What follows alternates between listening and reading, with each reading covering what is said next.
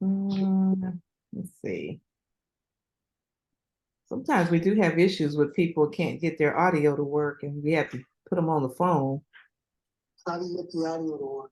Yeah. How do you get it to work? Yeah. Take yourself off of mute. Oh, yeah, but I'm on my phone.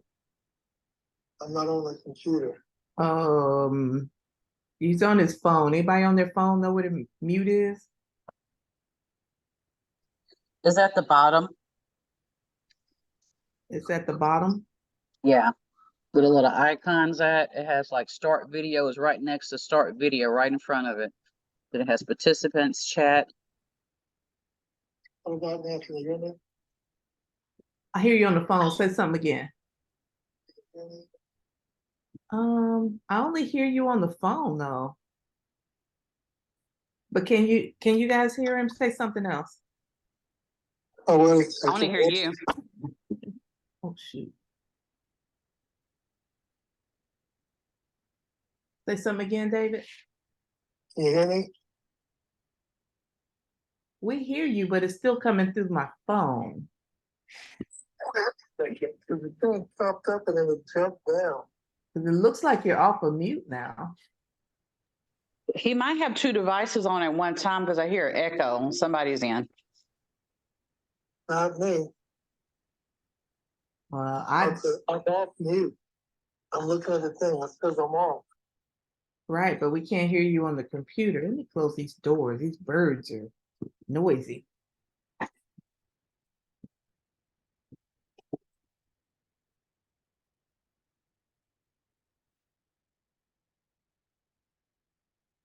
Well, can you guys hear him through the phone?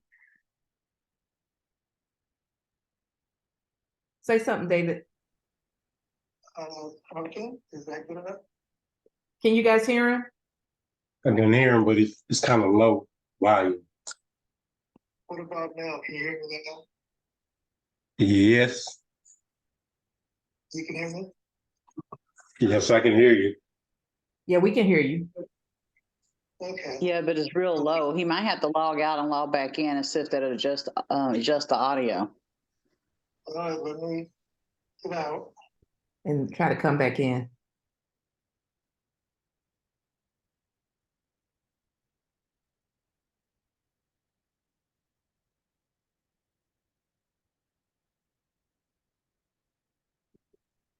Okay.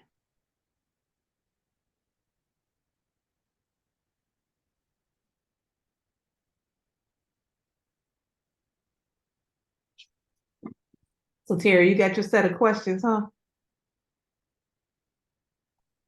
I don't know what questions to ask. I mean, it just went over my head. It was a lot of information. It was a lot of information. I mean, Can you hear me? Yes, perfect. Okay. Is just two of us here? No, Four? there's actually 5 of us on the line. A few of us were on Clubhouse, and what you were saying was like just way over our heads. So that's why we wanted to come and break some things down to us.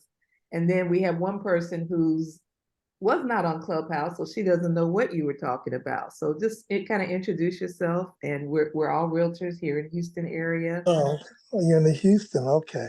Uh-huh. My name is David Drain. I'm a mortgage planner. I've been a licensed lender for over 20 years. I've been buying and flipping houses since late 80s. I was like maybe about 22 years old at the time when I did my first deal, somewhere around that time. I do rehabs, I fix, I flip, I build from the ground up. I do creative financing, I stop foreclosures. I structure land trusts. I put strategies together on asset protection, and 30-year veteran in the insurance industry as well. And a couple other things, but it has nothing to do with real estate. And that's about it. That's enough. That's a lot. So, talk to us about some creative financing now that we're in this era of, a lot of people don't want to buy or sell. What are some great creative financing tips that you can give us? Well, the number one thing is subject to. I don't know if you guys know what subject to is. Do you? No, I don't. Okay. I don't know what it is I in do. Houston. Okay. I I don't do. know okay. I don't know what it is in Houston, but in California's purchase contracts, when you're looking at the finance, it is say on there on your contract subject to the existing liens or encumbrances that's on the property. So let's say there's a house selling for $300,000 and the homeowner owes 185,000 or 200,000. You don't have to get new financing. You can assume or take over his $200,000 loan, and either he's going to finance or carry back this second lien position on the difference minus whatever you give him, and you basically took over the property based upon the original loan amount that the homeowner had that's existing on the property right at that moment. That's a subject to. You can do all-inclusive trust deeds. You can do wraparound mortgages. Basically, it's the same thing, or owner financing, where the owner maybe do a lease option or do a land contract or lease to own or rent to own or option to own. There's two different terms: rent to own or lease to own or lease to buy is much more stricter than option to buy. One's an open-end transaction, the other one is a closed-end transaction. So if you got homeowners that have properties they're not selling, then perhaps you can talk to them about doing owner financing or subject twos. They can probably get more money for the property. You won't get all your commission, but you can get paid a commission as if it was a lease, or tack on your commission on the back end and include it in the mortgage payment, and they can pay you from the monthly payments out of the mortgage. So you can charge a premium and a fee for that. So if a person's got a 4% interest rate, you're not getting 4% now, then you charge them a premium for him to take over that note.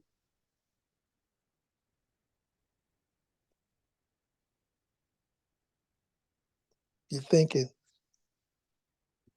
because We think your your eyes roll to the left. That means you're thinking. we're thinking. So if I have a client that has a high interest rate, what's her options? If she just wants to sell, but she's got a high interest rate, like it's higher than 8%, it's like 11%. Why is her rate so high? She had bad credit. The company she went through, everybody gets it at 11.9%. She must have went to a subprime lender. She went to, it's a company here called I don't know if I should say it, but it's a company here that does that. And I looked at their website and it says on there, all loans, 11.9, no negotiation. Oh, that's got to be a hard money lender, because if she's got decent FICO score, and how long she's had the loan, 3 years. she could have got interest rates at 2%. I, Worst case scenario, 4.5. So there's something she's not seeing. Either her FICO score was bad, or she couldn't verify income, and so she got a loan that way. she's If running she out of it, and it could have been because it was not going to be her primary resident as well. so she's doing what with it right now? Personal care home. Oh, then what she can do is do a DSCR loan. Her interest rate will probably go down to 2.5%. So she wouldn't be paying 11. She'd be paying like maybe 9 or 8.5. Depends on what her FICO score is. Well, she wants to get out of the business, so this would be for the next person that wants to take her house. I should talk to them about a DSCR loan. Yeah, or she can, if she has an LLC, or is it an LLC or a trust or anything, Yes. then maybe she should turn around and do some type of trust and put them involved inside the trust and have those person to refinance out and cash her out, or taking back a second or something and getting out of the deal. Loan won't be in her name. She have a lien against the property, and the new owner doesn't have to come up with a big chunk of money, and the properties is going to qualify for the DSCR loan based upon the rental income. Okay, we'll have to talk about that more after. I need to hear that a couple more times. Okay, let me say it like this. If she has a business that she's trying to get out of, Uh-huh. and her operational agreements, it shows whose name is on the business.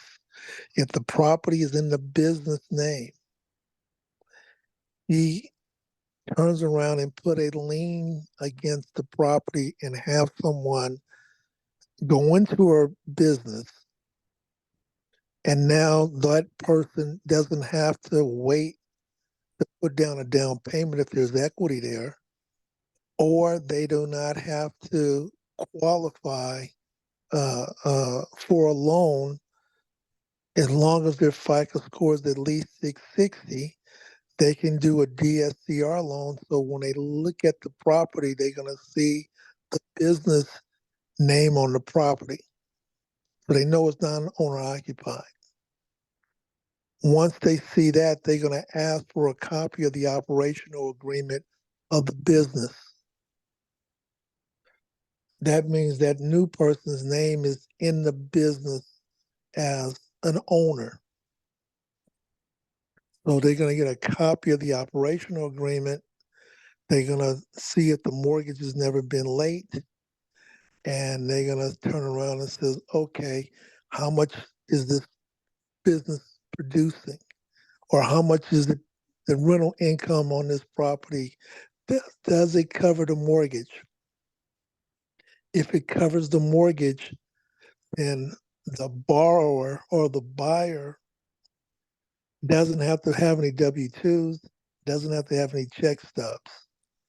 All he needs to do is show proof that the rental income is more or at least 1-to-1 towards the rental income. So either have the rental income is going to be suffice to cover the mortgage, and basically that's it. He will qualify for a loan. They're going to do a 1007 on the property, which is a rent evaluation on an appraisal. And if the rental income is say $3,800 a month, the mortgage is only $2,000, he got his loan.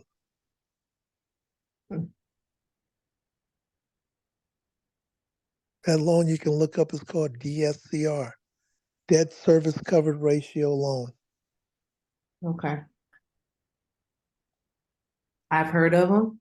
I've just haven't done one or looked into them too much. Have you, Anisi? I know she's a lender as well.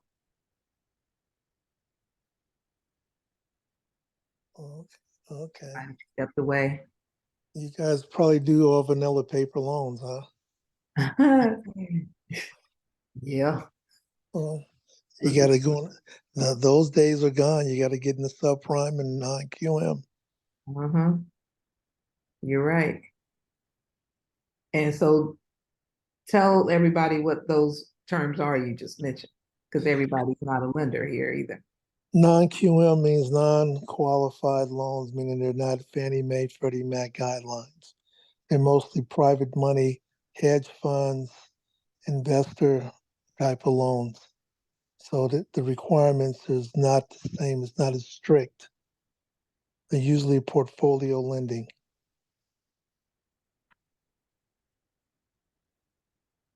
Okay.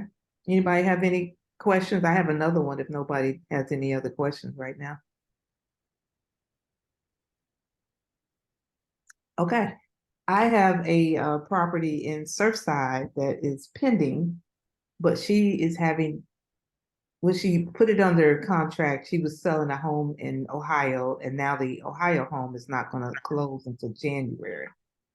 So she doesn't have the funds to finish purchasing it, and she's looking for lenders. Now she's having How, a hard time because it's in a beach city. Surfside is right, by the ocean. she's in Beach City. Is it a rental property? She's going to use it for, yes, she's going to use it for short-term rental. Oh, the property she's trying to buy, or the property she's trying to buy? Yes, Okay, how much money does she need? $245,000. How much is the property? $252, something like that. Okay, okay, so she says she don't have the money to close? She doesn't have a lender to back her, right? She's got money to close. She's got closing costs and she put a down payment, but she doesn't have, um, the rest of the funds. Okay, well, what's her FICO score? Um, I'm not sure. Is it over 650? I think it is, but I'm not sure. Is she moving to Surfside, or does she have a house she lives in now, or what? Yeah, she lives in Arizona. She's in Arizona. Couldn't she get a secondary home? Where's Surfside anyway? It's in Texas. Oh, okay. So I'm in LA, see, so I don't know. Okay, Yeah, so if she's in Arizona, she can't qualify for a second home loan? I guess that's what she's running into. She makes the She money. had gotten a pre-approval letter because when we submitted it, she had a pre-approval, but then the lender came back and said some things changed and he's not sure if he can do it or not. Okay, how much was she's only putting down 5 grand or something, you say? I don't have that in front of me now. Because you said there was 245 and she's paying 252, like what, 7 grand? What kind of loan is that? Let me see what she was putting down. I don't remember all the numbers now. I'm just trying to see if we can get her some other form of financing. Let's I'm see. sure there's a way. I just got to hear the numbers. And And then she also told me that the insurance was high. Like they want $5,000 a year for insurance now. Having trouble finding STR insurance, short-term rental insurance. why she's telling them a short-term rental? Because she wants to Airbnb it. She just can't have it as regular rental insurance. It's a good question. I guess you want to be honest with what you're doing there. And, if you have sent things to Airbnb, they want you to have certain insurance. Well, maybe she should do rental insurance and then get an umbrella policy.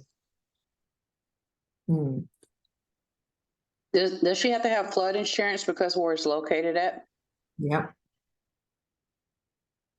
Oh, because I don't know if we can help her with that because all the companies are leaving California. I know some people's insurance is tripled. Yeah. Mine went up 5 times. That's crazy. No accident, no claims. I just don't understand it. Okay, so how much does she want to put down? I'm looking to see. She put that in my text, but I'm not sure. Um, I have to go to the contract. Okay, Does here it it have a is. house on it, Vanda? Or is it just No, land only? she's putting down 60,000. She's putting down 60,000 and she wants to finance 181,000 for a total of 241. Okay, And, so she's putting down 20%, and she's got it scheduled to close November 21st. and her FICO score is what? I don't know. Okay, is the owner cooperative with her? Uh-huh. So is he willing to give any of the concessions? Um, $11,500. Perhaps he should get rid of the concessions and use that towards the down payment and maybe put down 30%. So if he's giving her a concession, he only can give her 6%. So if she can come up with an additional 4, it can probably get her in at 30% down, and they don't care. Who don't care? The lender. Oh, So let me check some lenders this weekend, see if they will do a loan for her, or perhaps her house. The question on her house is how much does she own her house that she's trying to sell? well, the one that she's trying to sell, she's like an investor in it. It's up in Ohio. Yeah, but I mean, how much equity is in it? Oh, I don't know. I didn't get into all of that with her on that one. I know. Because you can probably do a blanket loan or cross collateralized bridge loan on that property. And since we're in November, that means the loan is only going to be around for 2 months. I have a question for you. You were saying that concessions, your lenders allow the buyers to use that towards down payment? I never heard of that. No, I mean, for instance, on traditional lending, they have concessions that are done on closing costs, but you can also use concessions for non-recurring closing costs, or you can apply it towards buying down the rate.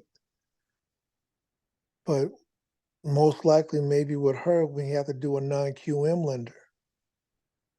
And perhaps the non-QM lender may let that individual either carry paper.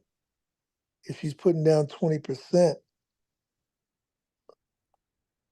they can, if they drop the price down another 10% and then take back a note. I mean, there's a number of ways you can probably figure out how to do it. The sales price is 254. Maybe they make the sales price 225.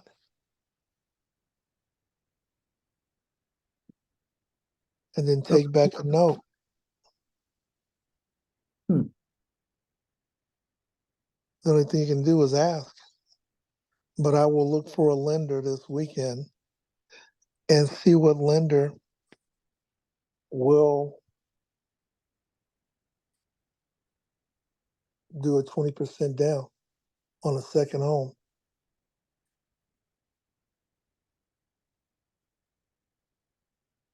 It's good to talk various strategies with these things. It's not all just one way that things can be done. And we tend to just think of the traditional way and not outside the box. So I appreciate the conversation we're having.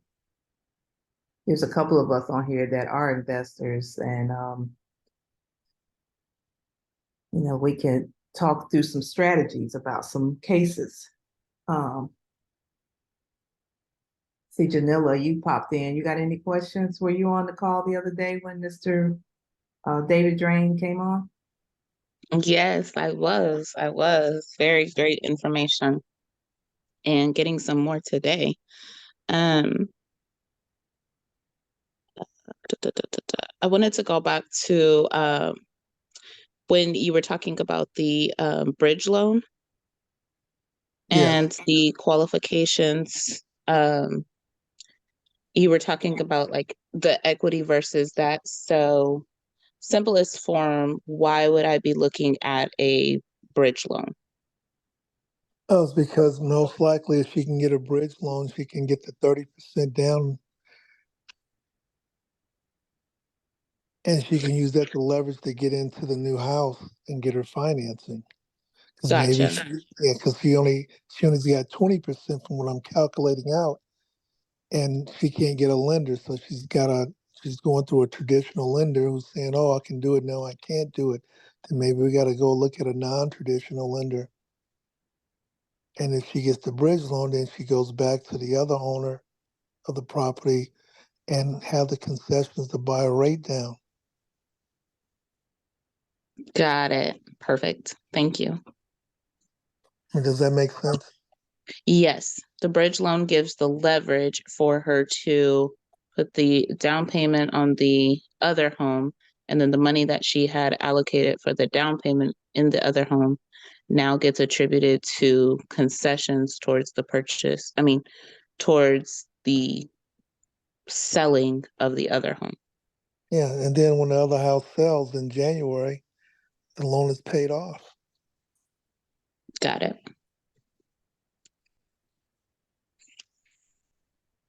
Thank you. You're welcome. So let's talk about land trusts now. Um,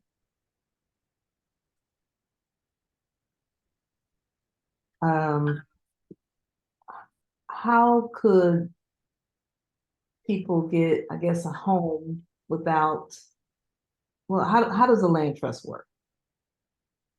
A land trust is used for asset protection and also for anonymity, um, for people to be able to hide their assets and become judgment proof, where normally traditionally, if you got sued or child support or alimony or any type of can you hear me? Because somebody's trying to call me. Let me see if I can Yeah, get them. we can hear you. Okay, any type of judgment or lien against you, you with the property in your name, they just run a judgment, and now when you go sell your property, guess what happens? The judgment is on the property. But if it's inside of a trust and you're just a beneficiary or a trustee, those personal judgments does not affect your transaction. You're exempt from those judgments because you don't own the property. You're just a trustee, or your LLC owns it. And the lien is not on the LLC, the lien is on you. And since you don't own the property, that lien can't be attached to the property.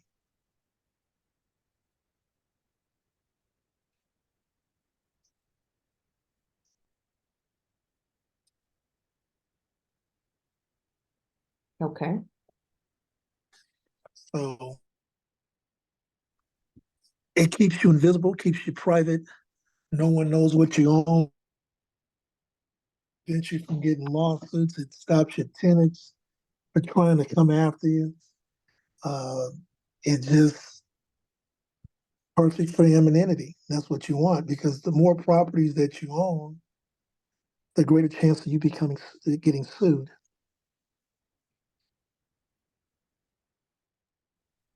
You know, it's no different than you having an Airbnb and a short-term rental. The So more what's the people going on difference? that property, What's the difference between just an LLC and a land trust? LLC, you have charging order problems if it's not structured properly. If it's a single member LLC, you consider it a disregarded entity, so that affects charging orders. 3, I can go to the Secretary of State and see who owns the property, which means now not only do I sue your company, I sue you personally.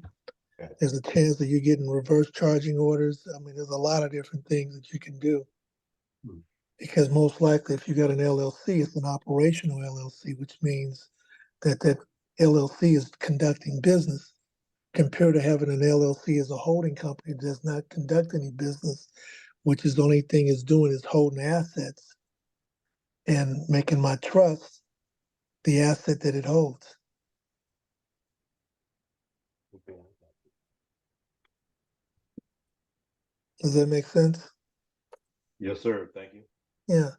So a lot of mistakes a lot of people do is they get an LLC. They say, oh, I got an LLC. I'm like, okay, I can't be sued. That's not true. Disregarded entity is not a corporation. It goes straight to your 1040. So you're not going to get the same breaks and tax benefits if you structure it properly. I'm not talking about a trust, I'm just talking about structuring your LLC. So I walk across your yard, I slip and fall, fractured my leg.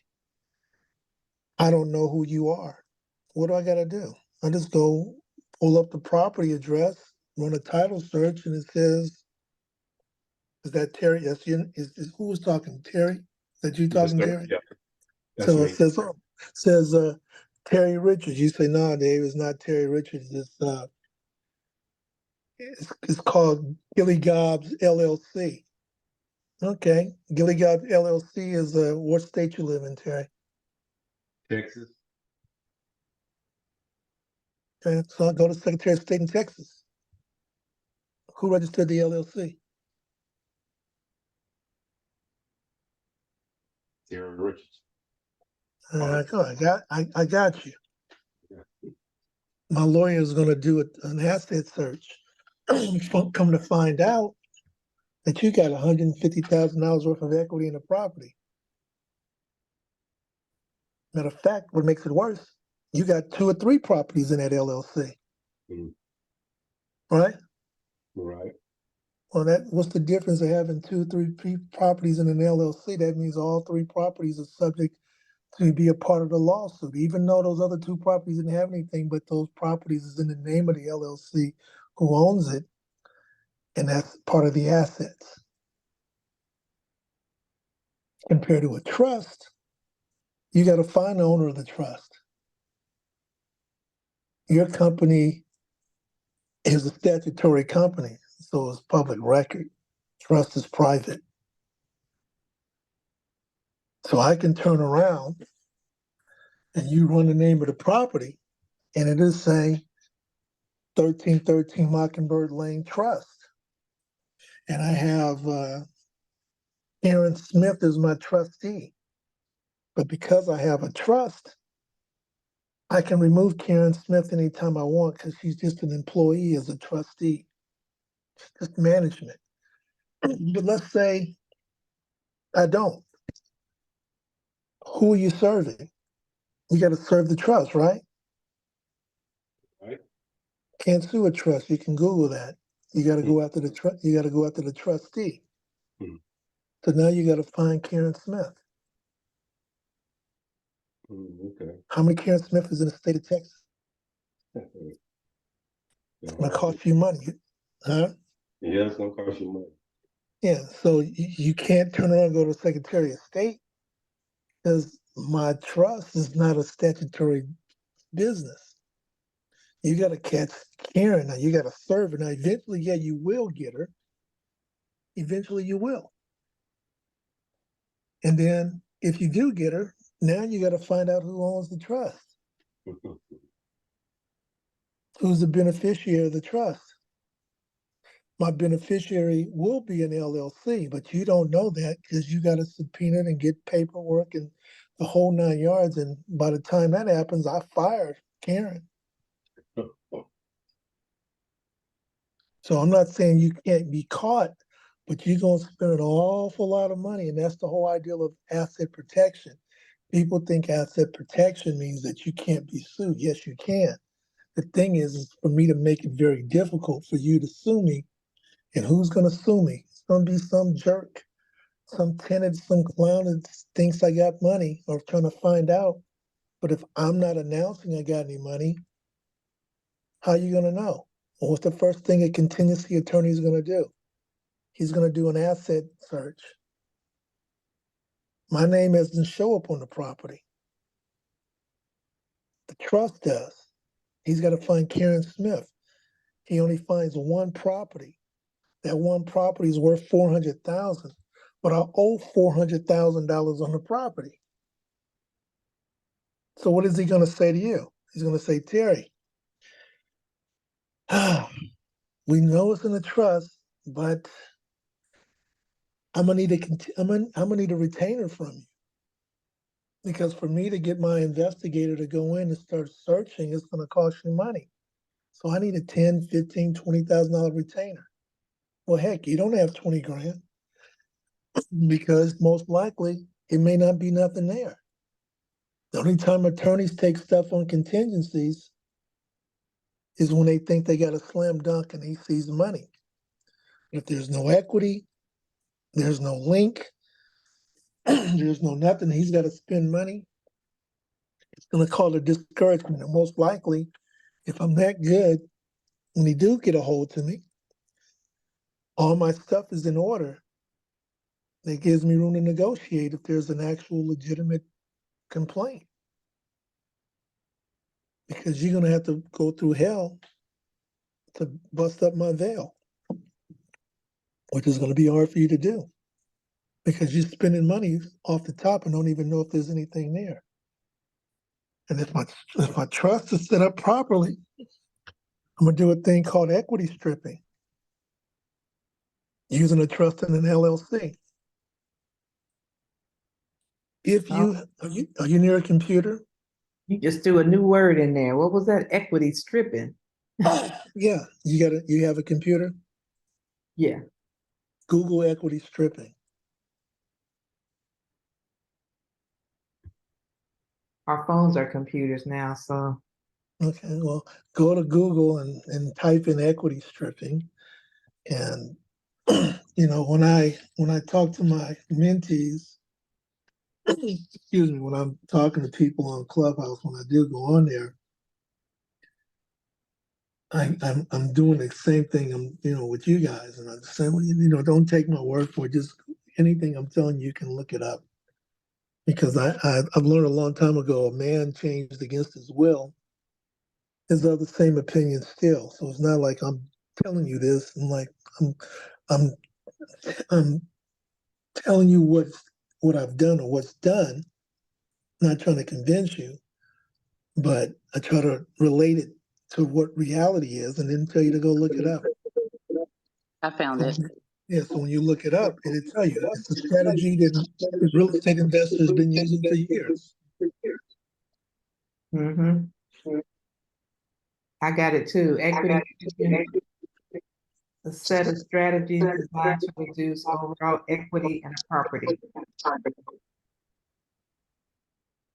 It makes properties unattractive to creditors as well as by predatory lenders looking to take advantage of homeowners facing foreclosure. So you structure equity stripping by using trust and LLCs. And you have that LLC, which is a holding company, put a lien against the property underneath the trust. And you structure it so now if I happen to get sued, when you pull up the property, it doesn't show there's no equity in it because I got a loan against it through one of my LLCs in my trust, which is not connected to me whatsoever because my LLC is located in a whole different state.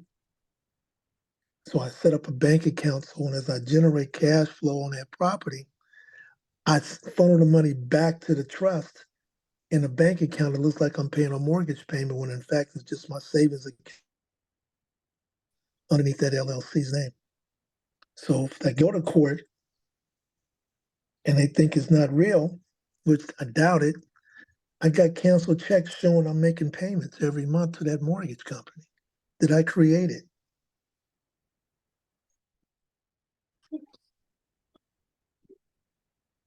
Did I hear somebody laugh? No, that's my daughter in the other room. Sorry. I thought they laughed because they're like, oh, that's pretty smart. I mean, it is. It's just like, wow, I'm scratching my head. Like, what? What? Yeah,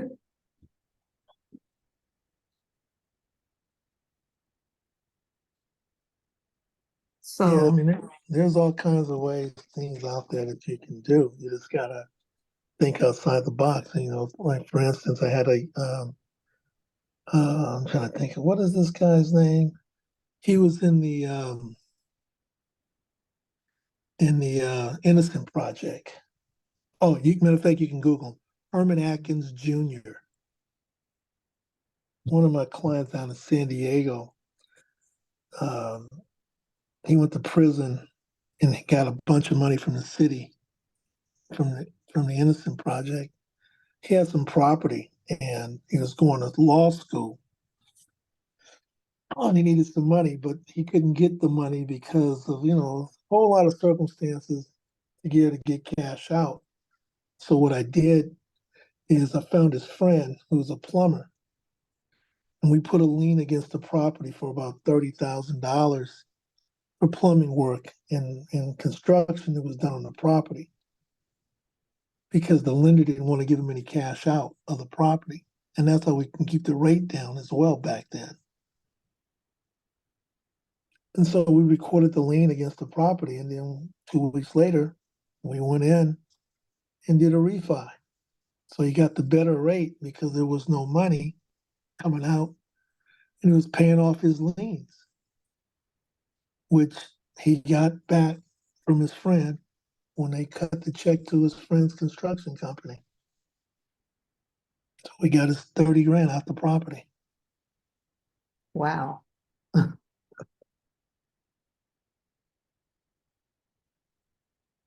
So there's ways. You just gotta think outside the box.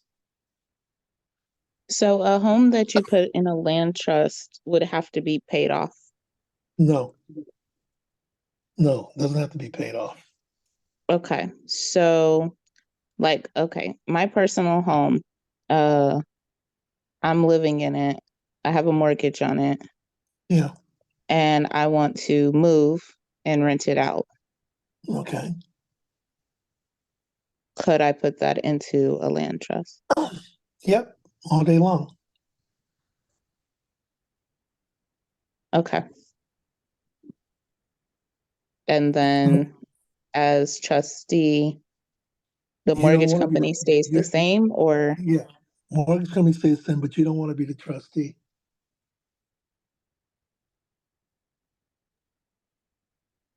Okay.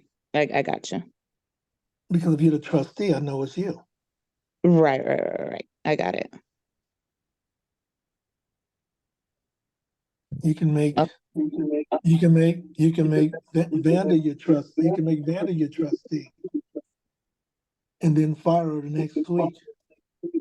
Okay. Because that's the name that's going to show up. Now, what you may have, it depends. You may have your lender, not your lender, but your county recorder's office question what you've done.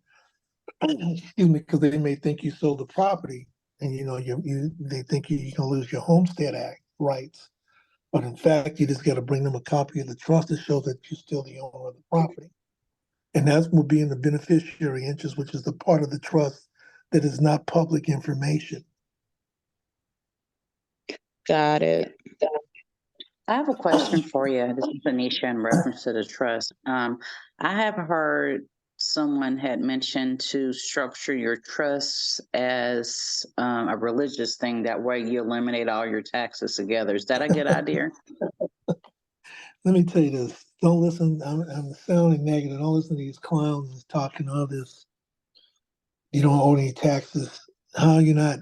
You talk to somebody in the church and you ask them, do they pay taxes? It's a nonprofit companies make money.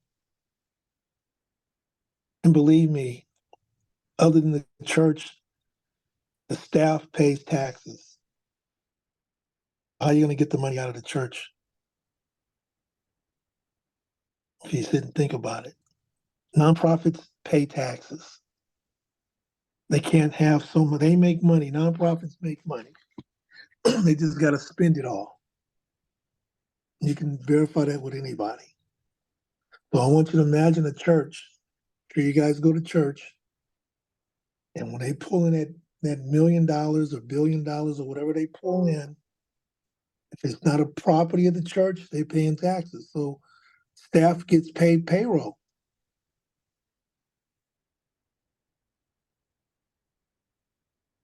And if you not using the money is what it's supposed to be, you're going to get audited and get shut down.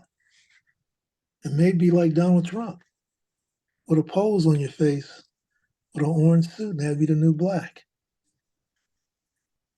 But you think about it, I mean, I don't know, do you go to church?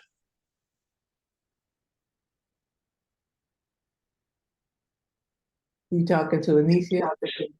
Yeah, Well, no, whoever, well, someone had like, I guess, a pastor 508, that agreed, a pastor that had one that agreed to do it. I don't forgot how they structured it. so the pastor's saying that he doesn't pay any taxes.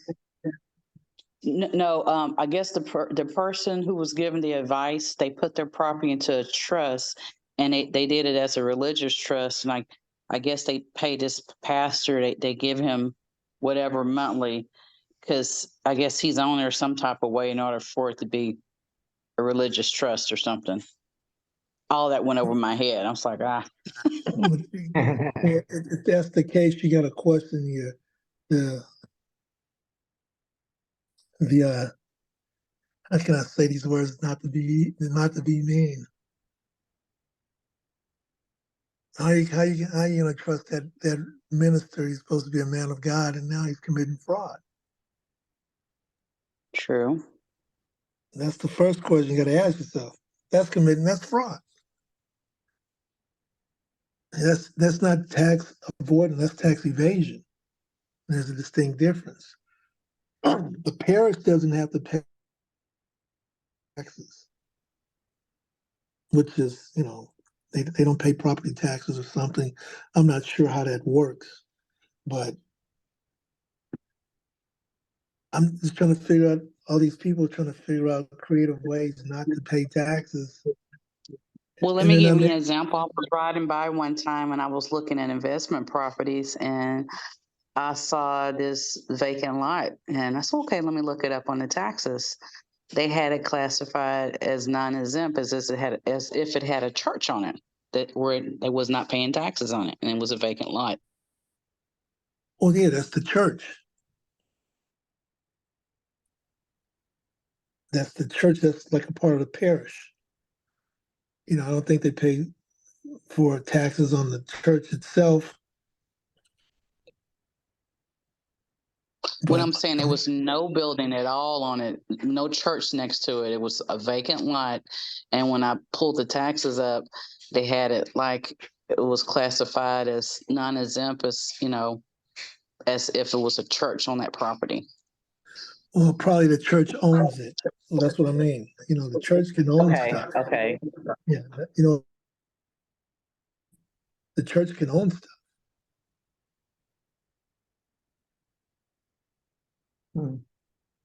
But just trying to figure out how they justify a piece of property that technically really doesn't belong to the church, or is not being used for church activities or church benefits or anything, and it's just you paying a minister some money to live in the house that you don't pay taxes on.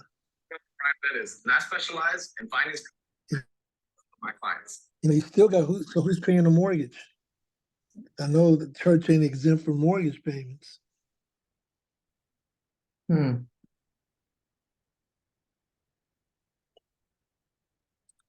So if the house ain't free and clear, you still paying something. True. I had somebody in the clubhouse talk about allodial titles. I'm sure you've heard of that. What It's kind been a of minute. what kind of Allodial title? title. It's called allodial title. That was from a person who was talking about the same thing you're talking about, and several other things, foreign trust, all this other stuff. And you had a whole bunch of people in the room all googly gaga till we debunked it. And then he says, "Oh," I said, "you can't have a foreign trust and be a U.S. citizen and not pay taxes." I said, "And you can look it up, and here's the IRS code." And then he rebutted and says, "Oh, I forgot to mention I'm not a U.S. citizen." Like, okay. But he had all these people all riled up, thinking that all they got to do is go get a foreign trust, and then they can't be touched. And I'm like, you think the government is just going to just let you get away with not paying any taxes? No, that's not happening. And you're black too? Oh, that's definitely not happening. So he had to rekindle and say, oh, I'm not a U.S. citizen now. I said, oh, okay. So that just knocked everybody out the box. But he was just talking, because when he said what he said, of course, I looked it up and said, hey, if you're a United States citizen and you own interest in a foreign trust, you got to report that. They're not going to let you just make money and not get paid. You got to follow the rules. And the thing is that if you got property and you have an LLC and it's structured properly, your LLC, depends on what type of LLC you get, you're gonna be paying less than 17% interest. 17% taxes on your profits.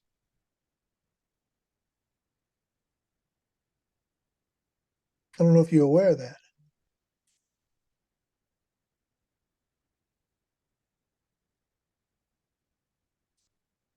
Well, you say a lot of stuff to make us stop and think. Like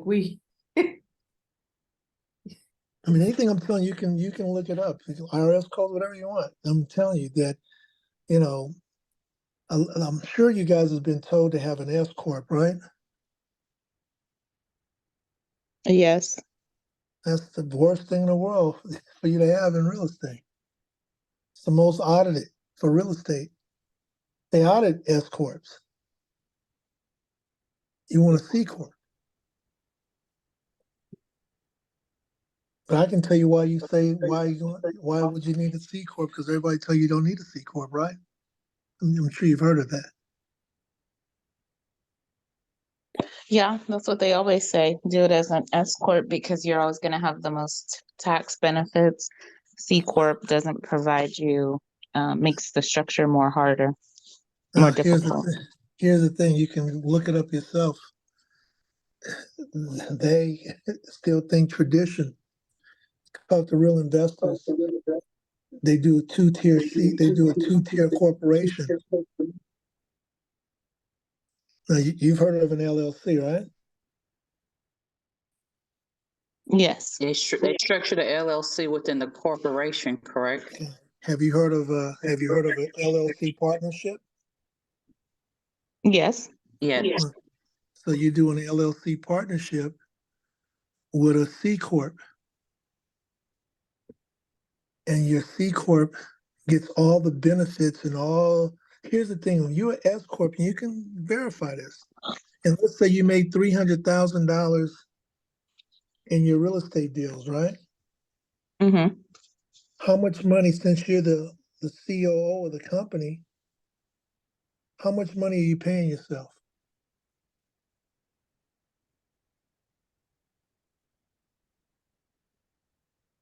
I don't know. You can't say you only pay $50,000. They're not going to believe that. Gotcha. Am I right or wrong? Right. How Yeah.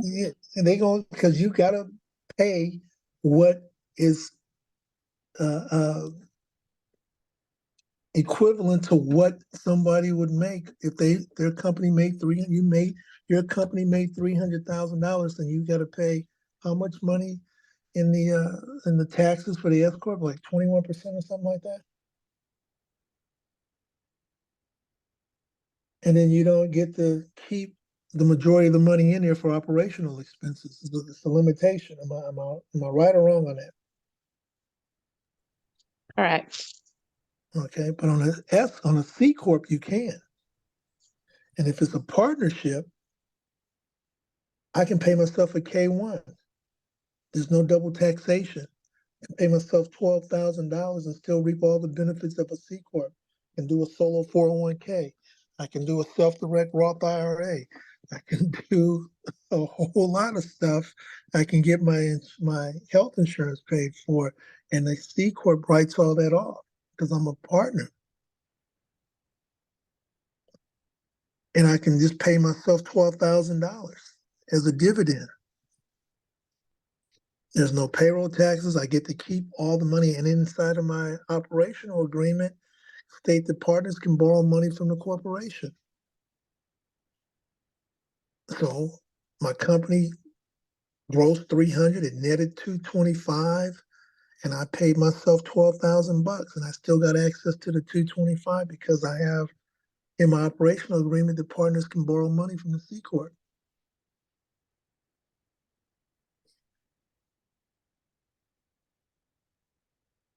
Look at what I'm talking about.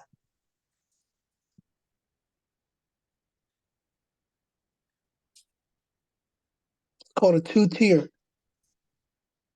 partnership. What is it called again? Two-tiered, the two-tiered LLC structure. You do an LLC partnership with 97% and a 3% interest in the C Corp. Everything through the C Corp, and you pay the dividend profits through your partnership as a K1. I think you fill out a 1065 form or something like that. 1060, 1065, or 1080 is one of those two.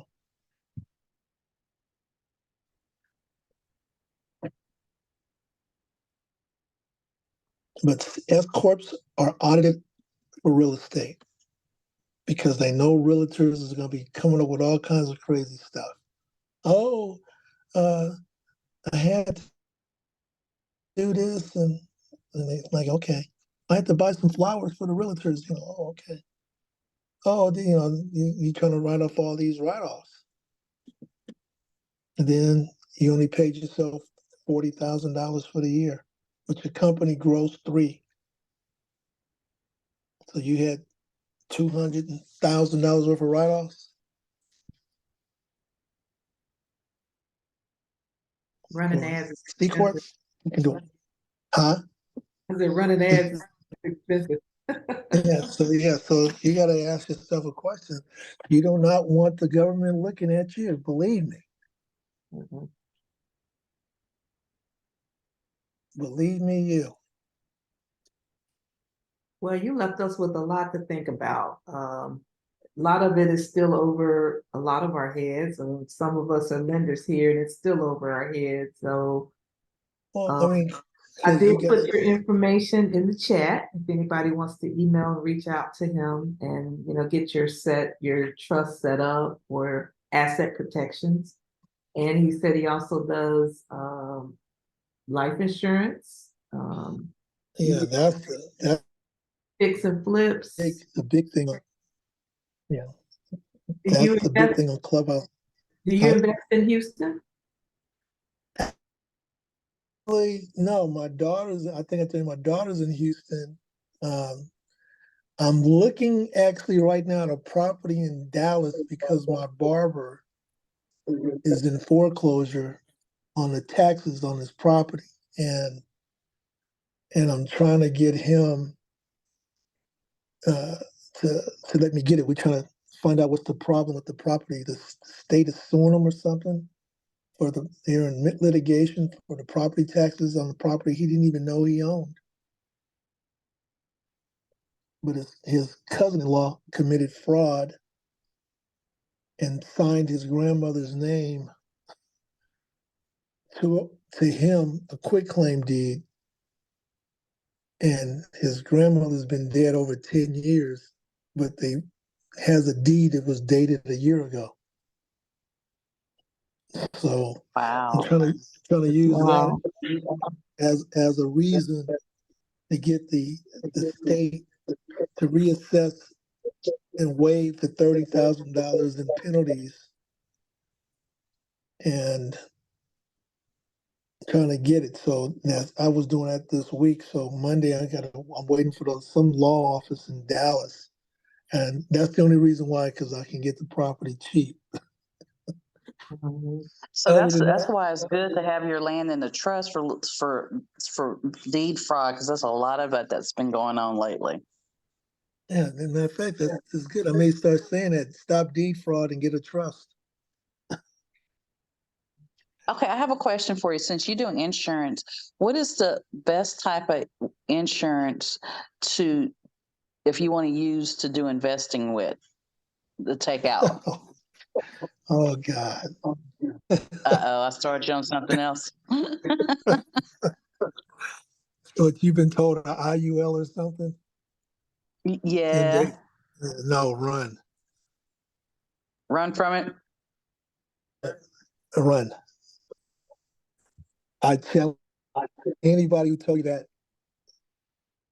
we can go into a stage on Zoom, they cannot. I actually wrote a AI video on the IUL that is backed up, that I can prove that nobody never does the research. I've been in this 30 years. You can Google me, you can look me up, you can Google my name will pop up on LinkedIn, my phone, everything. So I've been doing this 30 years. And IUL is only for people who's got a lot of money to throw away. You can look it up for yourself. They told you about Walt Disney used that insurance policy to start Disneyland. That's one of the stories that you heard. Have you heard Yes, that I've been story? seeing a lot of videos on that. Okay. Yeah. Okay. We ain't even got to go that far. I'll let you answer the question yourself. I want you to Google the year that the IUL come out. What year did It's it come gonna, out? Okay. yeah. Okay, hold on. That part. And when you see that, you're gonna be shocked because they talked about Walt Disney, they talked about Ray Kroc, they talked about John D. Rockefeller, affiliated with the IUL insurance. Am I right or wrong? Okay, I'm looking. Okay, Index Universal Life updated for 2023 it was first offered back in 1997 by Transamerica. Oh yeah, that is the Rockefellers. Life. IEL has seen tremendous growth over the last 24 No. years. Wait. Getting this wrong. I want you to Google what year did Walt Disney die. What year did Walt Disney die? Okay, hold on.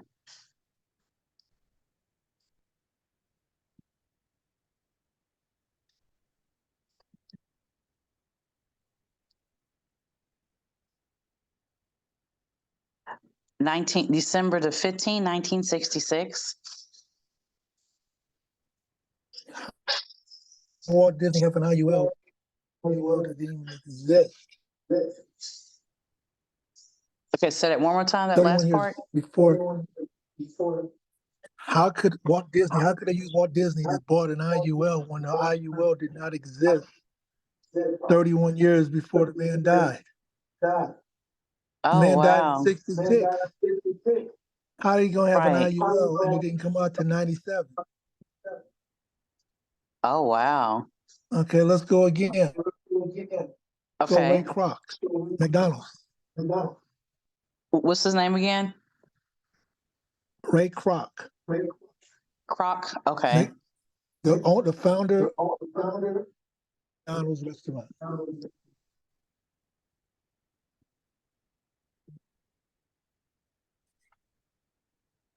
Croc is with a K. Yeah.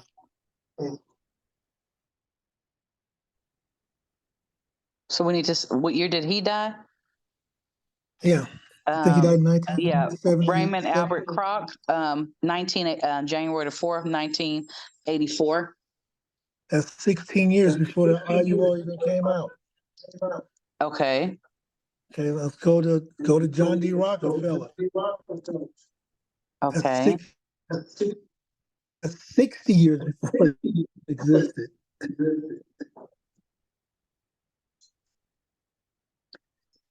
Okay. He died in, hold on. Like 1930 something. Yeah, 1937. So are they saying that they're the founders of this stuff? No. Okay. saying that that's the policy used to finance these. How in the world could they finance their businesses when the company didn't even exist? The policies didn't even exist until 1997. Okay. So how accurate are their information? They're selling a product that they're going to make a lot of money off of. The policies that they use to generate cash was a whole life mutual dividend participating policy. I don't hear anybody talk about that because a lot of people don't know about the participating whole life policy. And it has structured properly for it to work. Yeah, because they don't do a lot of whole life. They do a lot of that term. Right, you know. No, I'm writing a whole life policy right now. From a girl who had an IUL and she sat there and seen there was no money. She saw this Okay. money and I'm like, why? Because here's something that's funny. You probably heard of Primerica, right? I heard of Prime America. Do you know that term insurance is the most profitable and the least likely to get paid than all the other insurance? 2% of term insurance ever pay off. Because they outgrow the life cycle of the term? Yep. So they outgrow the life cycle. You got to think about it. When does the insurance believe in giving up money? They don't. They're in the business of making money. And when you look at insurance on a term policy, my question to you is this. They have what they call actuaries. Actuaries sit there and do a mathematical calculations about how long they expect you to live. So that's why they ask you how much you weigh, got sugar, diabetes, you got blood pressure. Is your mom alive? Is your daddy alive? They want blood tests, they want this test, they want all these different tests they want on you for them to dictate or to predict when you're going to die, right? And if you're young or years old, whatever you may be, your life expectancy is most likely going to be to 85. Would you agree or disagree? Hello? Oh, I I just got muted. Yes, I agree. Okay, so if you're 4 years old and your life expectancy is 85, why would 20-year term policy? because it's cheaper. Yeah, but you get the money away because if your life expectancy is to age 85, then in 20 years, you're only going to be 60. And the policy expires, or it's going to quadruple because now you're that much closer to death. So And they know it. I fell in that trap. I got term insurance with Primerica, it was A.L. Williams back at that time. 20-year level term. It was cheaper and it was bought with, buy term and invest the difference. So you take the difference you would have paid out and get a mutual fund with that to build up your savings, because they say if you got enough savings, you don't need an insurance policy because your family would have that savings. Which is not true. Bury you. Which is not true. It's not true. You know why that's not true? Are you there? Because if you're going to be doing real estate and you're going to be an investor and you're going to be doing all these great things, that means you're going to be making money. You're going to increase your portfolio, right? You're going to have properties to invest in, right? Yes. Okay, so if you're going to have properties to invest in, then you need to ask yourself a question. What happens when you die and your family's got all this taxes they got to pay? on all the property they inherited. They're gonna sell it. So that's, yeah, so you went through all this to build up a legacy to turn around and sell the property off? Or was it designed to create generational wealth to keep money, to keep coming through the family? Well, like I said, I got it back when I was in my early 20s, because I'm 63 now. So it worked for me, and I was not in real estate then. I had the mindset I'm, working, retire, you know. But now I have a different mindset. Yeah, so now I want you to look at the fact that now look at this thing. So now you got, say, the way real estate is going, say you got $5 million worth of real estate and you drop dead. You're dead now. Now you got, because your new president is changing the capital gain tax laws and all the other stuff, your family's got $250,000 worth of inheritance taxes or more. How are they going to pay it? They're going to take all the cash that you left them, mutual funds? Well, I'm dead, so. No, well, but you see what I'm saying? That's not.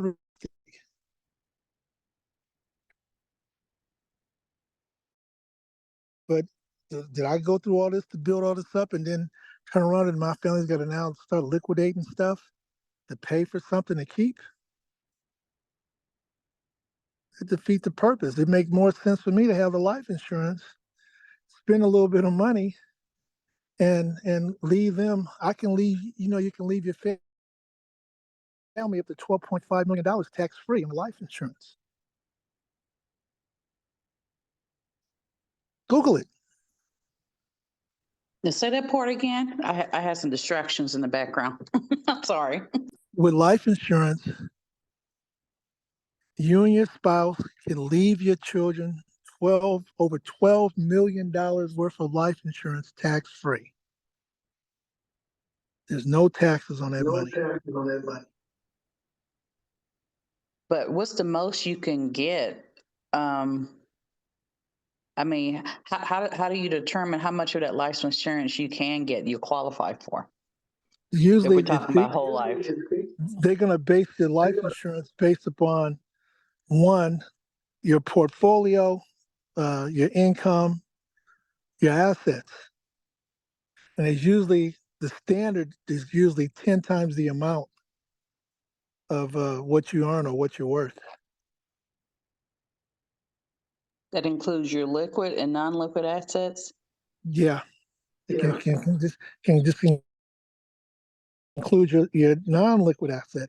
Because what you do, here's the thing, here's the misconception of the problem. Let's say you and your husband buy a house, $800,000. And he leaves, he drops dead. He leaves you $1 million worth of life insurance. Now, the question is, let's say you only have a $680,000 balance on your mortgage, but he was the majority breadwinner of the family. What do you do with the $1 million? Do you pay off the house? Or what?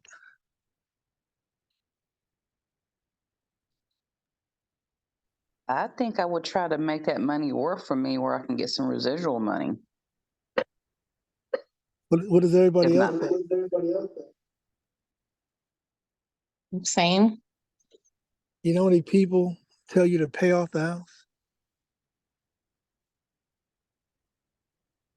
Like, why? I've asked everyone, why would you pay the house off?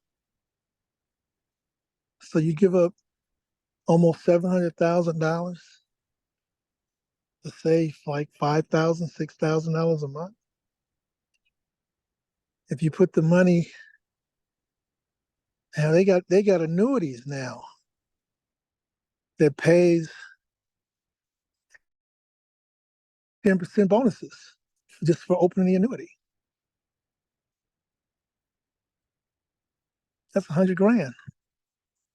They got, I mean, you can put the money in a regular account right now. What's CDs are paying out? 5.5%? That's $55,000 a year coming in the door. And you haven't even touched the principal.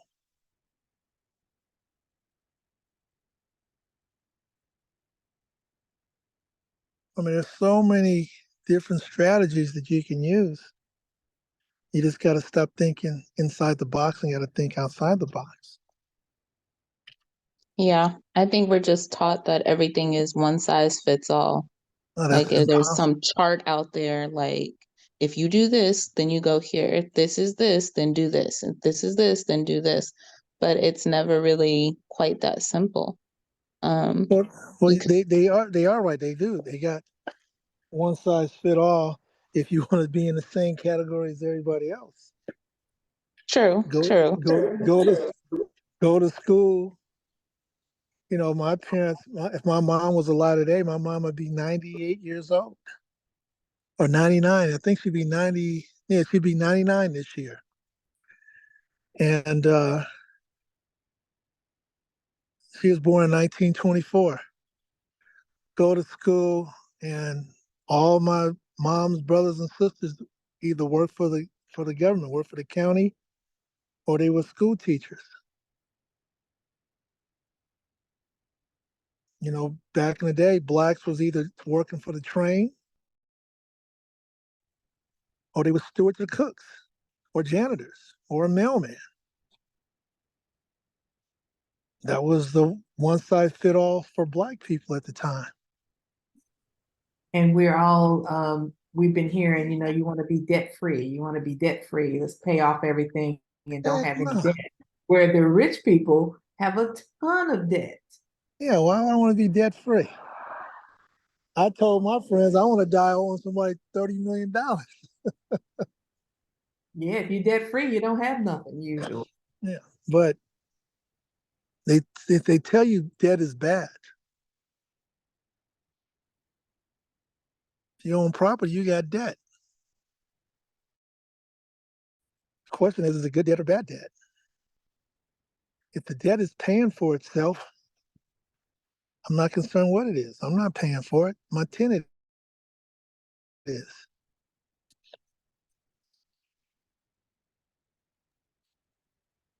Well, thank you very much. This is very enlightening. I'm sure everybody's head is spinning. Well, I don't want it to spin, but so like I said, you got some people going to talk about a trust, and they're going to tell you make your LLC the trustee. That's not good either, because most of the people who's got LLCs, they most likely have their property address as the registered agent. Hmm. Terry, who did your LLC for you?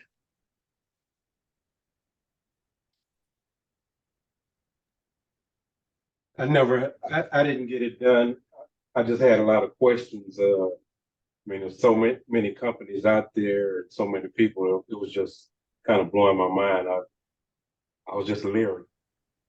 Okay, well, I've met a bunch of people, especially on Clubhouses. You know, they was LLC gung ho, LLC, and you know, I said, who's your registered agent? And I won't say who this person is, but he's a guru on Clubhouse. Uh-oh. So mine is through NCH in Nevada. Well, that's because you do not want to be your registered agent.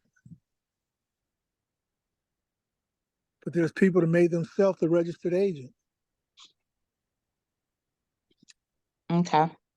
And Um, that is like the most ridiculous thing in the world, because The registered agent is where they serve you papers if somebody sues you. The registered agent is public information. If you got rental property and your tenants who may be pretty smart look up some stuff and they see the registered agent is addressed to your house, they know where you live now.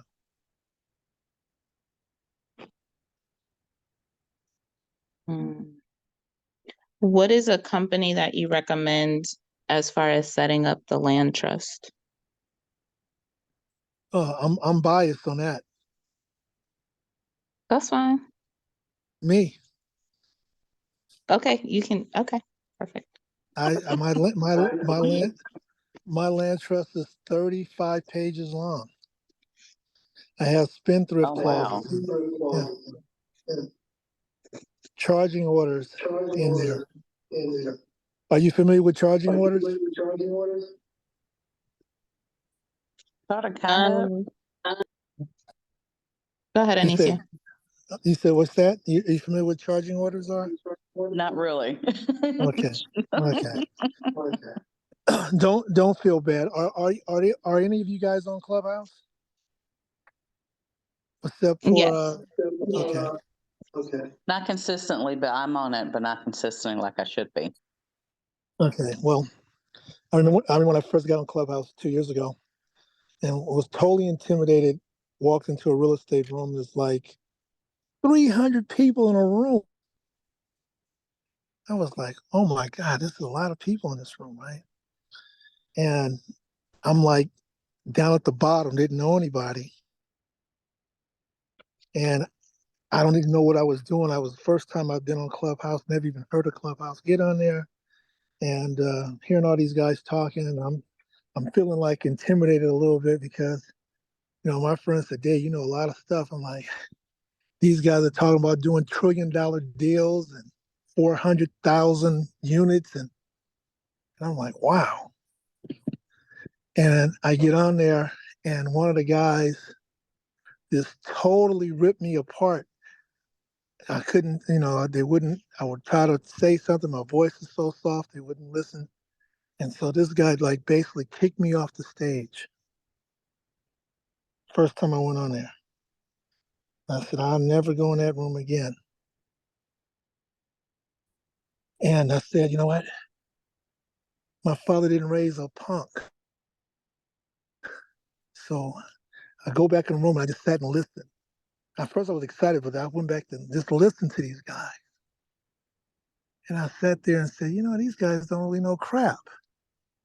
Because they was never asking anybody, answering anybody's questions. They would tell you to back channel them, and then they would hit you up with a cash app. And I'm like, Cash App? I don't even have Cash App on my profile. So they was Cash Apping people, and some of the questions they would ask, they would tell the people, "Oh, hit me in the back channel. I can answer it on the back channel." Then they hit them with a Cash App. And so finally, I'm hearing everybody talking to LLC. This was like because I've been on Clubhouse a little more than 2 years now. LLC. And I'm listening to these people talking about their LLCs, and then I said, well, how you structure it? What type of LLC do you have? They had no clue what I was talking about. So I said, is it a disregarded entity? Where are you conducting your business at? Do you have a holding company structured with this LLC? What's your operational agreements?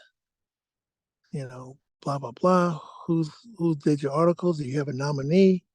And they had no idea what I was talking about. And I started really thinking.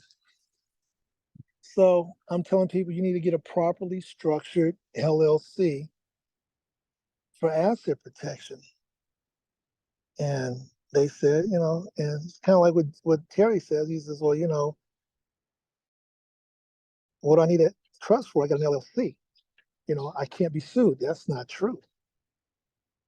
Because if the LLC is not done properly, yes, you're in trouble. And so when I said charging orders, they said, well, I can't be sued. I can't be this. I got an LLC. So what I tell people to do is, okay, where do you live? Now you guys are all in Texas, right? Yes. Okay. So you got an LLC, let's say you got an LLC. And you says, hey, I got protection. Property's not in my name. This is not in my name. I want you right now to Google what is charging orders in the state of Texas. And you may be surprised. I don't want you to have a heart attack, but you may.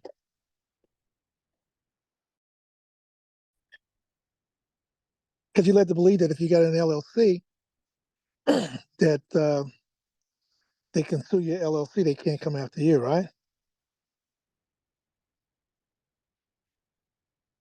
Yes, no? Well, no, like the person that we went through the company that we went through to set ours up, they did explain to us what you were mentioning earlier about it's not that you can't be sued, it's that it makes it a little more difficult, but then there are ways to make it even more difficult. So this provides you like some level of difficulty. Again, and which is why they recommended that we weren't the registered agent. On there to keep our names off, but they can only provide so much protection. Well, here's the Um, thing. the LLC Google, really doesn't do that. yeah, it doesn't. So Google charging orders. It says the only legal remedy a personal creditor of a Texas LLC member can use to get at a member or debtor's LLC ownership interest in the LLC. Echoing. Creditors with a charging order in Texas only obtain the owner debtor's financial rights and cannot participate in the LLC's management. Yeah. So the thing is that usually when you have an LLC, and you heard those words right there. One says in their management, meaning how to run the company, but that means you have a thing in your operational agreement. It's called pro rata. And pro rata status means that all the money that's divided up at the end of the year for what the company made, I get access to that money if I get a charging order against you. Now, if you are not a member, and most likely you are a member of your LLC, right? Yes, I am. You don't want to be a member. You want to be a manager. Oh, I'm sorry. I'm a managing partner. Yeah. That's So my you want, managing partner. yeah, but you don't want to be. You want to be a manager itself and have your trust as a member.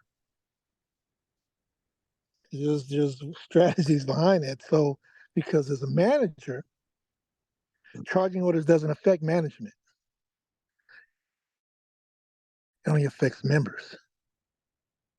Okay. So as a managing partner, I'm good.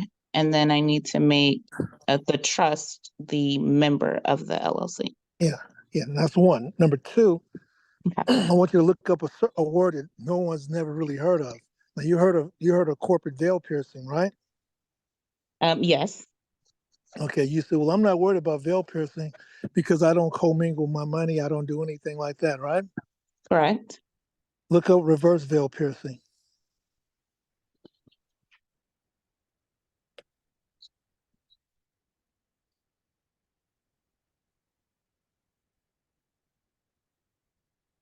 Now, I bet you probably never heard of that, have you? No. Yeah, well, there you Reverse go. You got it right now. veil piercing, Texas. Um, What was it called?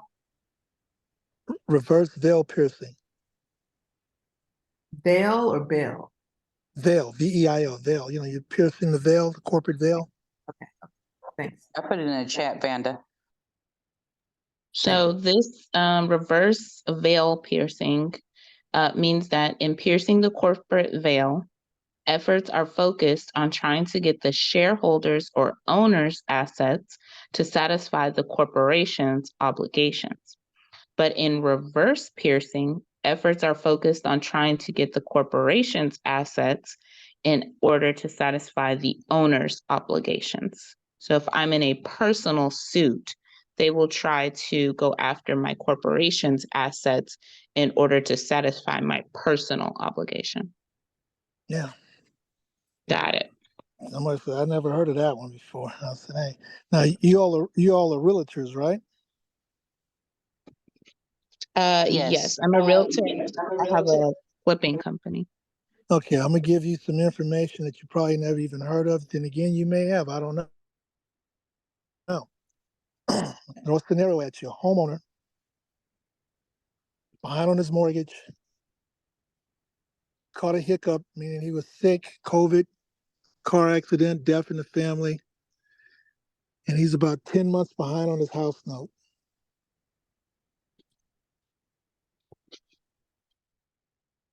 He has no money. He's back to work, but he's about 15,000 in the hole on his house note. Payments is about $1,250 a month. He's about 15 grand in the hole. He has no money saved up. He has an FHA loan, and the lenders put him in foreclosure, and he's got a sale coming up in 45 days. And he has no equity. What do you do?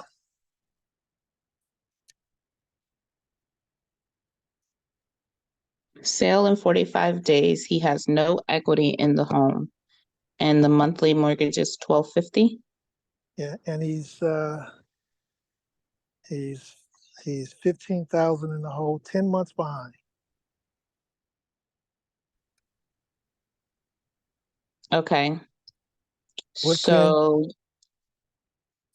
can you do for him or suggest for him to do? And he don't want to file bankruptcy, and the lender is not doing a short sale.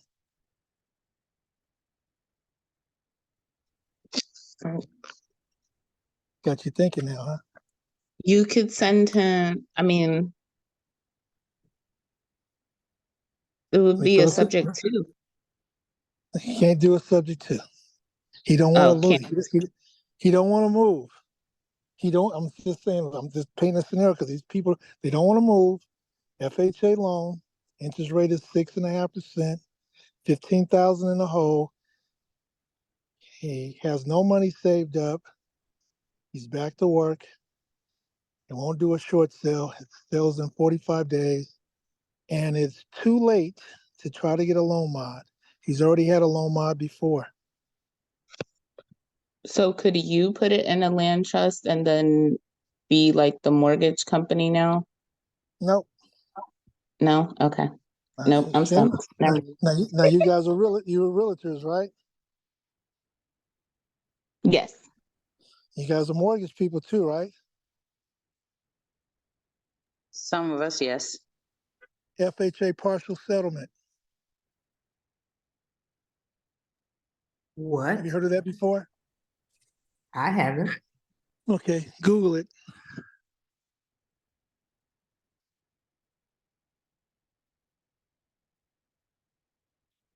It's called an FHA partial settlement.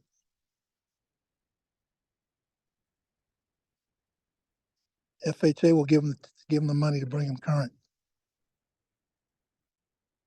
Is that No like interest. a mod? Nope. No interest rate loan. Don't have to be paid back unless he refis or sell the property.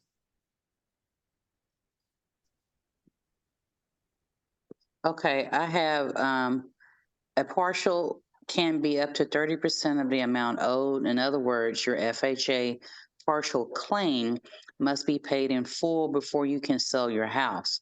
So if you have had an FHA mortgage and are seeking to sell your home, you must confirm that there is not a partial claim that will be added to the amount due at closing. And so what happens is that they will pay up to 12 months really, or 30%. So if the guy is in that position, FHA loan, you can make the partial claim, and it's got to go through your bank. You can say, okay, I want to exercise my FHA because it's a part of your MI fees. And if he can show that he's back to work, they will pay up to 12 months of payments. Is that with any loan that has a MI on it? You can do it only with FHA. only with FHA. They may have it for PMI, but I know it's with FHA. And that's one of the secrets how I end up getting the foreclosures, because when you understand every avenue possible. I have an ebook that I did called 13 Ways to Stop a Foreclosure, which your bank doesn't want you to know. And we send out that information. And I may have a video to go with it. And we know they're not going to be able to do it. And so basically, that's how we get person's confidence. And once we get their confidence, then that way we turn around and we either get the property or we make the money on the overages. How do we get a hold of your ebook? I'll send you the link. You're gonna freak out on it, because it's 13 ways, 13 methods. And what happens when you're talking to people who's in foreclosures, what you do is you go to those individuals and you offer to help them, not like a realtor, because a realtor basically, in my opinion, wants to help them list the property, Mm-hmm. and people detect that. But if you helping them as an advocate, you're just giving them the information, and you're giving them 13 different ways that they can apply to stop their sale. But we all know the bottom line in stopping the sale is either you got to have the money or sell the property. Mm-hmm. That's just the reality. So it's kind of like saying, and I'm sure Terry will agree with me because there's only women on this platform now.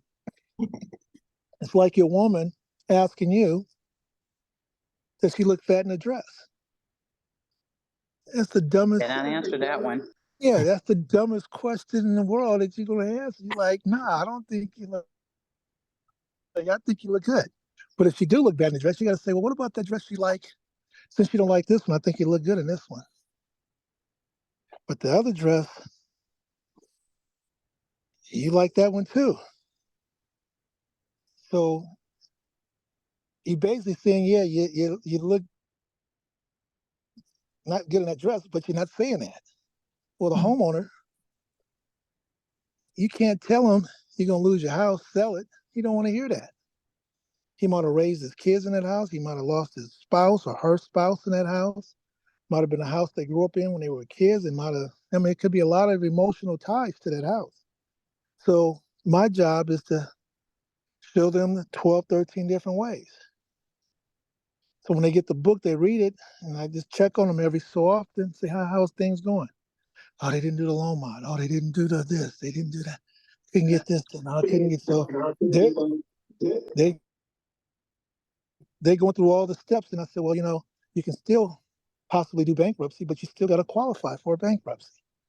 So you got to understand David, those. I'm sorry, I have a quick question for you. It pertains to reverse mortgages, because a reverse mortgage is typically an FHA mortgage, correct? Yeah. Okay, Yeah. so say hypothetically, if someone passes away, will that strategy work with the reverse mortgage until the people are able to sell it? No, because partial claim.